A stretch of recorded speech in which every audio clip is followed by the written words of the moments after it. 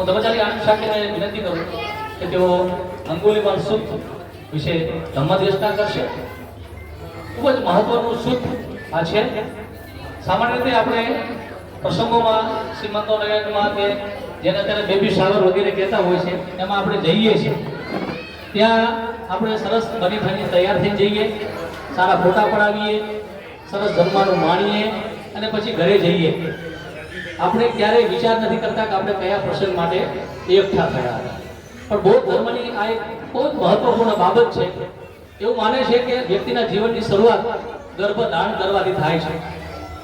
સીમંતો નયન અથવા ગર્ભમંગલ વિધિ એ આવનાર બાળક માટેની વિધિ છે અને આ સરસ વાત અંગુલીમાલ સૂત્રમાં ભગવાન બુદ્ધે આપી છે.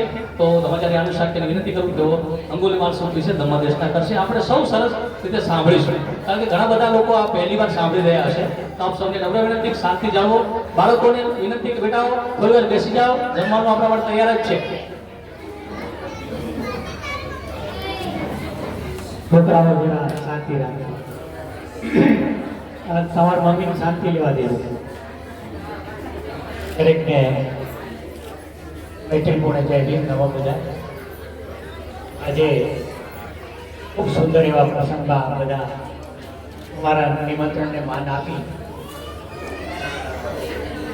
અહીંયા આવ્યા છો એ બદલ આપ બધાનું સ્વાગત કરું છું. ખૂબ ખૂબ પુણ્યાનુમોદન કરું છું. આભાર. સમાજ ત્યારે જ કહેવાય કે જ્યારે એનામાં સામાજિકતા નિર્માણ થાય. સમાજ અને સામાજિકતા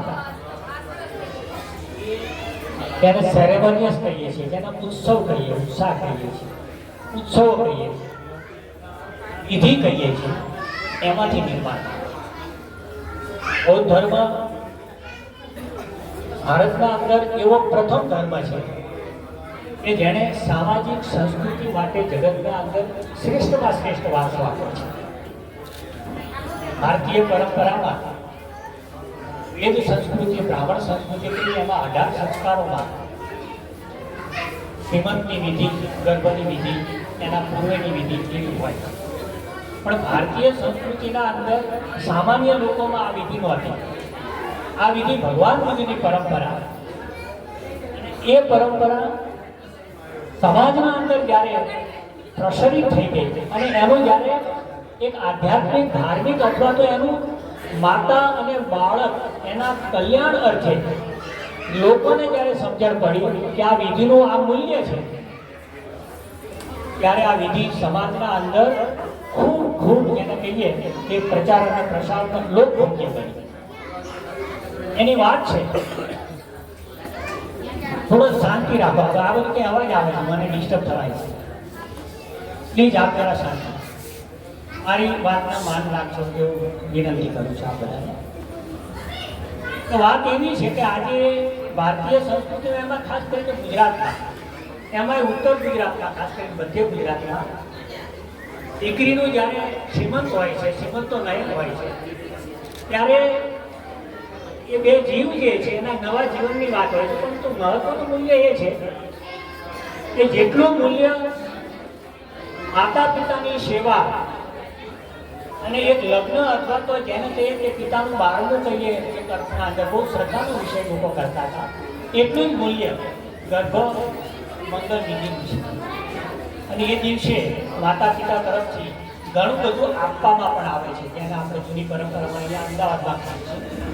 પરંતુ બૌદ્ધ પરંપરા પ્રમાણે આપણે લેવા દેવાની કોઈ વાત આવતી નથી અને એટલા માટે આ વિધિ પણ નથી કરવામાં આવતી. આ વિધિનું મૂલ્ય એ છે કે માતા અને ગર્ભ એ બંનેના કલ્યાણ માટે આપણે બધા એકઠા થયા છે. આજે જે આવનારું ભવિષ્ય જે છે, એક બૌદ્ધ બાળક પેદા થશે, તો એનું જે ભવિષ્ય જે છે એના માટે આપણે મંગલ કામના માટે ભેગા થયા છે. એ વાત સાચી છે કે આપણે સારું ભોજન લઈશું, એકબીજા મળીશું, એક પ્રેમથી મળીશું.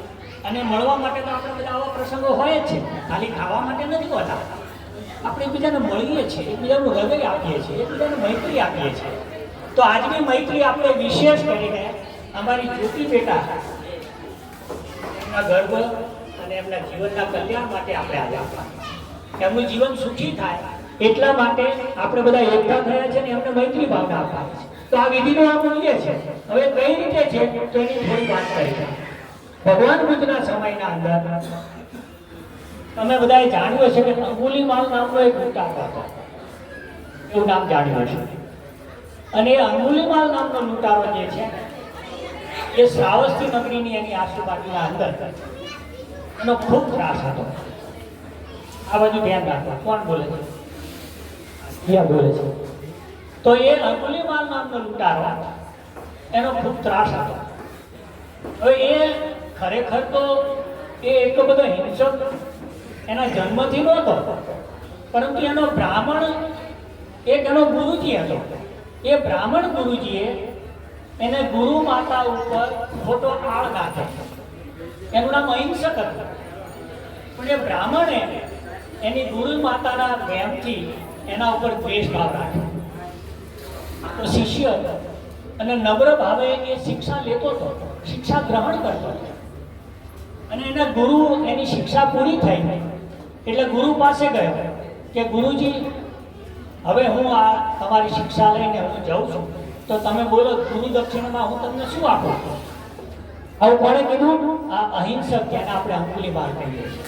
કે ગુરુજી, તમારી પાસે મેં શિક્ષા લીધી છે, તો એ શિક્ષા છે, તો હવે હું ગુરુ દક્ષિણા આપવા માટે તમને આપો છું, મને ગુરુ દક્ષિણા આપો. તો એમણે એમ કહ્યું કે તારે ગુરુ દક્ષિણા મારે લેવી છે તને મને? તો કે હા, એક કામ કર, તું પાપી વ્યક્તિ છો, તું 1000 વ્યક્તિના માથા કાપીને મને આપ, આંગળી કાપીને આપ. 1000 લોકોના ખૂન કર અને 1000 લોકોના ખૂન કરી અને એની આંગળી કાપીને મને આપ. આવું એના ગુરુ બ્રાહ્મણે કહ્યું અને માત્ર દ્વેષ બુદ્ધિથી કીધું. હવે એના માટે એક અહિંસક વ્યક્તિ હતો, એના માટે ખૂન કરવું કેટલું ભયંકર કહેવાય. એની કેટલી ક્રૂરતા પેદા કરે તારે 1000 લોકોને ખૂન કરે. એટલા માટે એને ખૂન કરવા માટે જે કોઈ માણસ મળે એને તલવારથી કાપી નાખતો. અને તલવારથી કાપ્યા પછી એને હણ્યા પછી એની આંગળી કાપી નાખતો અને એ આંગળી એના ગળામાં એની માળા પહેરી ગયો, કારણ કે એના ગુરુને આપવાની હતી એ માળા. એટલે આવી રીતે એને 999 જણાના ખૂન કરતા. આટલો અહિંસક વ્યક્તિ બની ગયો, આટલો ક્રૂર વ્યક્તિ બન્યો. અને જ્યારે આટલી ક્રૂરતા જ્યારે વ્યાપી ગઈ ત્યારે રાજા પ્રસન્નજીતને એમ થયું કે મારે સૈન્ય લઈ જવું પડશે. પણ ભગવાન બુદ્ધને ખબર પડી ગઈ કે અંગુલીમાલનો મારે ઉદ્ધાર કરવો પડશે. અંગુલીમાલનો મારે ઉદ્ધાર કરવો પડશે. આજે જગતના અંદર આટલી બધી હિંસા કે ના ચાલી શકે. અને એમાંય એક બુદ્ધના જીવતા જેવું હોઈ શકે. ભગવાન બુદ્ધ જ્યાં જંગલના અંદર અંગુલીમાલ હતો એ તરફ જાય છે. જ્યારે જવા તૈયાર થાય છે ત્યારે અનેક લોકોએ કીધું કે ભગવાન તમે ત્યાં જશો નહીં, ત્યાં તો અંગુલીમાલ નામનો લૂંટારો રહે છે. અને એ તો માણસ હોય, મહાન વ્યક્તિ હોય કે પછી કોઈ સાધુ હોય કે નાનું બાળક હોય, એ દરેકની હત્યા કરી નાખે છે. અને તમે જશો તો તમારી પણ હત્યા થઈ જશે. પરંતુ કર્મ પ્રમાણે ભગવાન બુદ્ધની કોઈ હત્યા કરી શકતું નથી એવું ભગવાન જાણતા હતા. અને ભગવાનને એનો ઉદ્ધાર કરવાનો હતો. અને એને એક જ વ્યક્તિનું માથું હવે જરૂર હતી, અંગુલીમાલ. ભગવાન ત્યાં જાય છે. અંગુલીમાલ એની સામે આવ્યા અને એમ કહે કે હે બાવા ઊભો રહી જા. શું કહે છે? હે બાવા ઊભો રહી જા. તો ત્યાં ભગવાન પોતાની ગતિના અંદર જાગૃતિ પૂર્વક ધીરે ધીરે ધીરે ધીરે એના તરફ. અંગુલીમાલ કે બાવા રોકાઈ જા, સાંભળતો નથી તું. ભગવાન ફરી પાછા અંગુલીમાલને એમ થયું કે આખી દુનિયા મારાથી ડરે છે અને હું કહું કે હું તને મારી નાખીશ, કાપી નાખીશ, છતાં આ સાધુ આમ કેમ કરે છે? ભગવાન બુદ્ધ જ્યારે ચાલતા ચાલતા એની પાસે જાય કે ભગવાન કે અંગુલીમાલ, ભગવાન બુદ્ધ કે અરે બાવા તું ઊભો રહી જા. તો ભગવાન બુદ્ધે એને સવાલ કર્યા કે અંગુલીમાલ હું તો રોકાઈ ગયો છું, તું દોડ્યા કરે છે. શું કીધું ભગવાને? કે હું તો રોકાઈ ગયો છું, તું દોડ્યા કરે છે, તું ભાગ્યા કરે છે, તું આ જંગલમાં ભાગે. એટલે અંગુલીમાલને થયું આમ તો આધ્યાત્મિક વ્યક્તિ હતો કે આ બાવો કંઈક સાચી વાત કરે કે ના, હું તો ઊભો છું, તું ચાલે છે બાવા. અંગુલીમાલ કે ના, હું થોભી ગયો છું. મેં મારા જીવનના અંદર રાગ, દ્વેષ, હિંસા અને દરેક પ્રકારના ખોટા કુકર્મો અને પાપો જે છે એમાંથી મેં મુક્તિ લીધી છે અને હું થંભી ગયો છું, પણ તું ભાગ્યા કરે છે, તું પાપ કરી ગયો છે. તો ભગવાન બુદ્ધ એમ કહે છે કે અંગુલીમાલ એમ કહે કે મારે તારું માથું કાપી લેવું છે. તો ભગવાન બુદ્ધે કીધું કે એક કામ કર, ભલે મારું માથું લઈ લે, હું કહું એટલે વાતનો જવાબ આપતું. અંગુલીમાલને કહે છે કે એક કામ કર, તું આ તારી પાસે ડાળી રહી, ડાળી તોડી નાખ, આ ઝાડની ડાળી છે તોડી નાખ, કે બાબા આમ કરીને આમ તોડી નાખ, આમ તોડી નાખ. પછી ભગવાન બુદ્ધે કીધું એક કામ કર તું અંગુલીમાલ, આને ફરી પાછી ચોંટાડી દે. કે બાબા એવું થતું હશે ને? તો અંગુલીમાલ, તું જેને જીવન નથી આપી શકતો, જેને જન્મનું રક્ષણ નથી કરી શકતો, કોઈને ખવડાવી નથી શકતો, તો તને હિંસા કરવાનો તને ક્યાં અધિકાર છે? તું શા માટે આટલી હિંસા કરી રહ્યો છે? તો જો કોઈને જીવન નથી આપી શકતો તો તું હિંસા કેમ કરી શકે છે? એ વાત સમજાય. કીધું કે ભગવાન મને સમજાય ને તરત જ તલવાર ફેંકી દીધી. ભગવાન મને તમારા શરણમાં આવે. અંગુલીમાલ એ ભગવાન બુદ્ધની શરણમાં આવે છે, બુદ્ધના શરણમાં આવે છે, ધમ્મના શરણમાં આવે છે, સંઘના શરણમાં આવે છે. અને જ્યારે અંગુલીમાલ ભગવાન બુદ્ધનો શિષ્ય થઈ જાય છે, તલવાર ફેંકી દે છે અને ચીવર પહેરી લે છે, માથે મુંડન કરી લે છે, હાથમાં ભિક્ષા પાત્ર લે છે અને ભગવાન બુદ્ધની પાછળ પાછળ પાછળ અંગુલીમાલ ચાલે. અંગુલીમાલ ચાલ્યો હતો તો સામે પ્રસિદ્ધ રાજા પોતાનું સૈન્ય લઈને આવતા હતા, હજારો સહસ્ત્ર. એ વખતે હાથી એમના હતા, હાથીનું સૈન્ય લઈને આવતા હતા. ભગવાન બુદ્ધ કે મહારાજ ક્યાં ચાલ્યા હતા? કે ભગવાન હું તો કે ઓલો અંગુલીમાલ નામનો એક લૂંટારો છે, લોકોની હિંસા કરે છે, તો હું એમ કે આપણા રાષ્ટ્રના અંદર શાંતિ થાય એટલા માટે હું એને પકડવા માટે જઈ ગયો છું. તો ભગવાન બુદ્ધે કીધું કે મહારાજ આ અંગુલીમાલ એ માથે મુંડન કરાય અને હાથમાં પાત્ર લઈ, ભિક્ષા પાત્ર લઈ, ચીવર પહેરી અને એને સાધુપણું સ્વીકારી લીધું હોય તો, અથવા એ કરે તો કે ભગવાન એના પગમાં પડી શકે. તો ભગવાને કીધું કે આ ઉભા જો કે આર્યા એ અંગુલીમાલ છે કે જેણે 999 લોકોના ખૂબ કર્યા. રાજા પ્રસેનજીત એ અંગુલીમાલના પગમાં પડી જાય, ભગવાન બુદ્ધના પગમાં પડી જાય છે. સવાલ હવે અહીંથી શરૂ થાય છે. આટલો હિંસક વ્યક્તિ આટલી હિંસકતા પોતામાં નિર્માણ કર્યા પછી એકવાર ભિક્ષાટન માટે પોતે અંગુલીમાલ નગરમાં નીકળે છે. હવે જ્યારે નગરમાં નીકળે છે ત્યારે એક માતા પ્રસવની પીડાથી ખૂબ દુઃખી થઈ, અતિ રોતી હતી. માતા બેઠા છે અહીંયા આગળ, એની પીડા કેવી હોય એ આ બધા જાણતા હતા. એક માતા ખૂબ ક્રુંદન કરતી હતી, ખૂબ રડતી હતી અને એટલું ક્રુંદન કરતી હતી કે અંગુલીમાલને અંદરથી કરુણા પેદા થઈ. એને એમ થયું કે આ માતા કેટલી દુઃખી થઈ રહી છે અને એને પ્રસવ થતો નથી. લાવ હું ભગવાન બુદ્ધ પાસે ભગવાન બુદ્ધ પાસે જાય છે. ભગવાન એક બાઈ છે અને પ્રસવની પીડાથી દુઃખી થઈ રહી છે અને અનેક અંક ક્રુંદન કરે છે અને એટલું બધું રડે છે કે મારાથી હવે જોયું નથી જવાતું. એ માતાને આ પીડામાંથી મુક્તિ માટેનો મને માર્ગ બતાવો. ભગવાન બુદ્ધે કીધું કે અંગુલીમાલ જા તું એમ જઈને એક સત્ય વચન બોલજે કે જ્યારથી મારો આર્ય સંઘમાં જન્મ થયો છે ત્યારથી મેં કોઈ પણ પ્રકારની હિંસા નથી કરી અને એ સત્ય વચનથી હે માતા અને બાળક તમે આ દુઃખમાંથી મુક્ત થાઓ. ભગવાન કે મેં તો આખી જિંદગી પાપો કર્યા છે અને અનેક ગુનો કર્યા છે, અનેક લોકોની હત્યા કરી છે, પણ એમને કહ્યું કે તે હિંસા તો આર્ય સંઘમાં આવ્યા પછી છોડી દીધી છે અને તારું મન પણ હિંસક નથી. તો જા પવિત્ર ભાવથી તું કહેજે માતા અને બાળક એ પીડામાંથી મુક્ત થશે. ફરી પાછો અંગુલીમાલ ત્યાં જાય છે અને જઈ ઘરના આંગણે ઊભા રહી મૈત્રી ભાવના કરે છે. વાઇબ્રેશન આ કોઈ ચમત્કારની વાત નથી, પેદા કરે છે.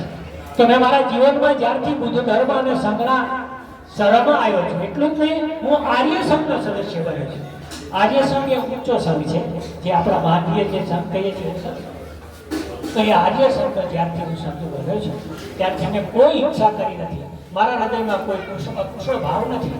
આ પવિત્ર ભાવથી હે માતા હે બાળક તમે તમારી પીડામાંથી મુક્ત થાવ. તરત જ બાળકનો જન્મ થાય છે, બાળકના રડવાનો અવાજ આવે છે અને એ માતાના રડવાનો અવાજ બંધ થાય છે અને આ પ્રકારની પવિત્ર ભાવના એ જગત એ લોકોમાં શ્રાવસ્તી નગરીમાં ફેલાઈ ગઈ. એક અંગુલીમાલ નામનો લૂંટારો હતો અને એને માતાને એ રીતે આ ભક્તિ ભાવના કરી કે એના માતા અને બાળક બંને આમાંથી મુક્ત થાય.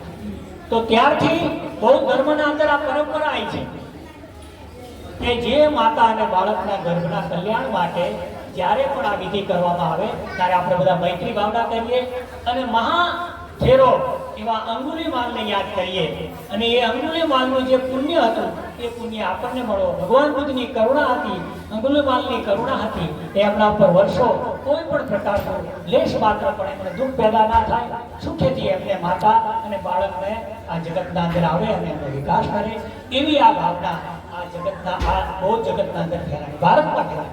અને માટે આ પ્રસંગનું આપણા સમાજમાં પણ મૂલ્ય છે. આપણે બધા બૌદ્ધો છીએ. એક વખત ભગવાન બુદ્ધને આપણે બધા અનુયાયી નહોતા. આપણે આ બધા શીલોનું આજે પાલન કરીએ છીએ. માત્ર કહેવા માટે આપણે કોક થઈ રહ્યા છીએ કે અમે આવા છીએ, પરંતુ ઓરિજિનલી આપણે બધા બૌદ્ધો છીએ, બુદ્ધના અનુયાયીઓ છીએ. આપણી પરંપરા, સામાજિક પરંપરા એ પણ બૌદ્ધ છે અને એટલા માટે આ બધી પરંપરાઓ આપણા સમાજમાં ચાલી રહી છે. તો આજનું આ મૂલ્ય છે, આ અંગુલીમાલ સૂત્ર છે. આપ બધા પણ આજે આવ્યા છો, એમના ઉપર આપણે મૈત્રી વર્ષા કરીશું, એમના જીવન માટે કલ્યાણ કરે એવી આપણે ભાવના કરીશું. અહીં આગળ હું એમના બંનેના માતા, હું એના પિતા તરીકે અહીં આગળ છું, પણ જોડે જોડે પૂજારીએ છું. ઘણા બધા જગ્યાએ મેં આ બધી વિધિઓ કરેલી છે, હું કંઈક સાંભળી હશે. તો આજે આ પૂજારી તરીકે હું મારું કામ પૂરું કરું છું. માતા પિતા તરીકેના આશીર્વાદ મારા એમની સાથે છે. ધન્યવાદ. આ બધાએ સાંભળ્યું બદલ ખૂબ ખૂબ આભાર. જય ભીમ, નમો બુદ્ધાય.